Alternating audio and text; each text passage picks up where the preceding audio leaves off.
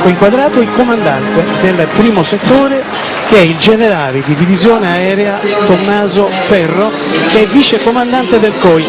Generale Fogari, cos'è il COI? Spieghiamolo ai nostri telespettatori. Il COI è il comando operativo di vertice interforze, è comandato dal generale di corpo d'armata Giuseppe Vallotto, che ha peraltro una vastissima esperienza in operazione internazionale, avendo partecipato sia alle attività in Bosnia che da comandante poi della KFOR in Kosovo, e questo comando consente al capo di Stato Maggiore della Difesa di poter comandare efficacemente le truppe che sono dispiegate in operazione sia sul territorio nazionale ma soprattutto all'estero in missione di pace. Paolo, vediamo inquadrate le bandiere dell'ONU, della NATO e dell'Unione Europea.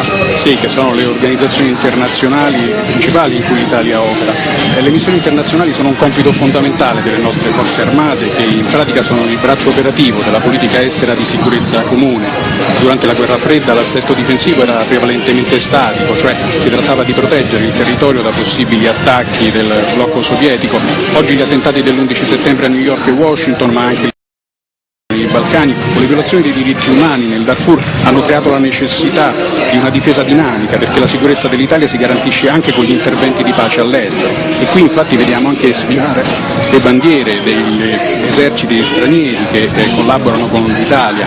Alcuni di questi paesi, l'Ungheria, la Repubblica Ceca, la Slovenia, la Polonia, la Lettonia, la Lituania, fino a pochi anni fa erano dei potenziali avversari del nostro paese, invece oggi sfilano insieme a noi e collaborano in tutto il mondo. Ecco, stanno sfilando in questo momento proprio davanti alla tribuna presidenziale. Ecco, forse a proposito delle missioni internazionali è anche importante ricordare questo, che l'Italia nella sua Costituzione, nell'articolo 11, dice che l'Italia ripudia la guerra come gli altri popoli e come mezzo di risoluzione delle controversie internazionali. Nello stesso articolo però si dice che consente in condizioni di parità con altri stati, alle limitazioni di sovranità necessarie, a un ordinamento che assicuri la pace e la giustizia fra le nazioni e quindi promuove e favorisce le organizzazioni internazionali rivolte a tale scopo. Ecco perché le nostre missioni, vero Paolo, sono poi inquadrate sempre nel multilateralismo, cioè nelle missioni di organizzazioni internazionali come le Nazioni Unite, la NATO. Paolo, seguono poi le bandiere e gli standardi degli organismi internazionali.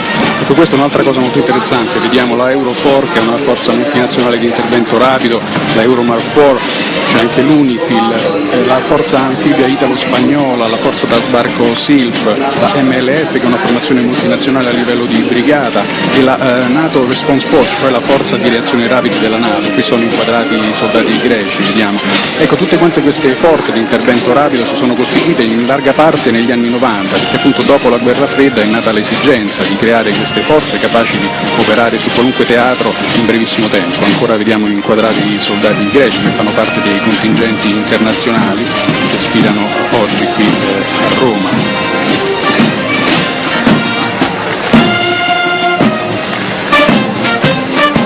Quella che sentite in sottofondo è Dimonios, l'inno della Sassari, che ci sta dicendo che ora avanza, eccola, la fanfara della brigata Sassari, che ha questa caratteristica di suonare e cantare. E l'inno Dimonios significa diavoli rossi.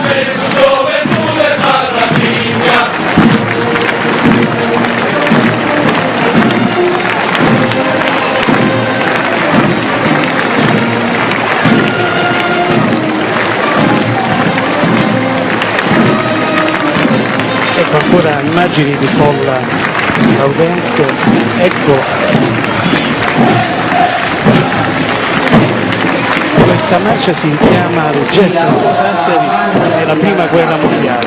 Il loro motto, Forza Pari, significa tutti uniti per proteggersi e a fronteggiare i compatti nemico.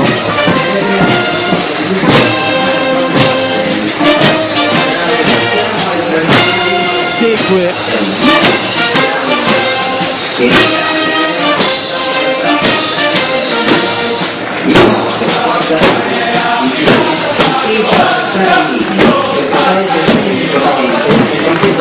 Ecco, segue una compagnia del 151esimo reggimento Sassari con l'uniforme d'esercito.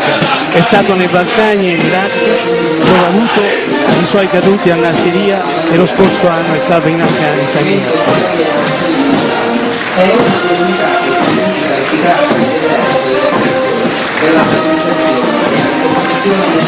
Vediamo sfilare anche molte donne. Questa inquadrata è la compagnia del 186° reggimento paracadutisti Folgore, con bandiera della brigata.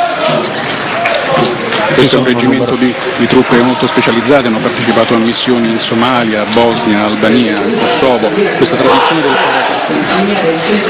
Questa tradizione del paracadutismo risale addirittura al 1938, l'Italia fu uno dei